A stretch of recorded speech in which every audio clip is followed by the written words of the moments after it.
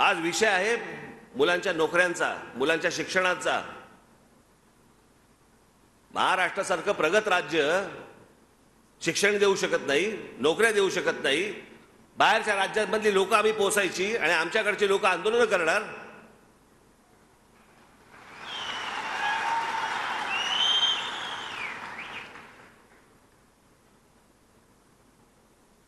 या राज्याला सहज शक्य आहे। येणाऱ्या प्रत्येक जन्माला येणाऱ्या व्यक्तीला शिक्षण आणि रोजगार देणं हे महाराष्ट्राला पूर्णपणे शक्य आहे।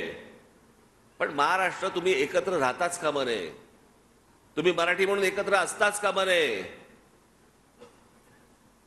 महाराष्ट्र एकसंघ राहू नये, तो वेगवेगळा असावा। मग वेगवेगळ्या जातींमध्ये विष कालवायचं, आणि विष कालवायला तर नेते बसलेलेच आहेत। मग मराठ्यांचं झाल्यावरती ओबीसी उभे राहणार, ओबीसी उभे राहिल्यावर अजून कोटी उभे राहणार। आमच्याकडे महापुरुषांचा वाटा तर झालेलाच आहे। हा या जातीचा महापुरुष, हा या जातीचा महापुरुष, हा या जातीचा महापुरुष, हे करून ठेवलं याच लोकांनी। तुमची जेवढी मतं विभागली जातील तेवढी यांच्या फायद्याची आहेत। तुम्ही एकत्र महाराष्ट्राचे मराठी म्हणून जर समजा एकत्र आलात, हे यांना नकोय, या देशालाच नकोय।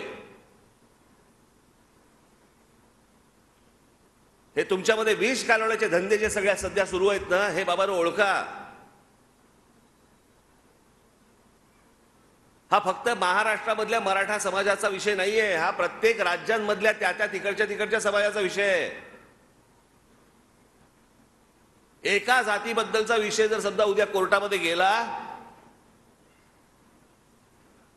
तर या देशातल्या प्रत्येक राज्यामधल्या जाती उभे राहतील आणि हा आरक्षणाचा विषय अख्ख्या देशभर पेटेल।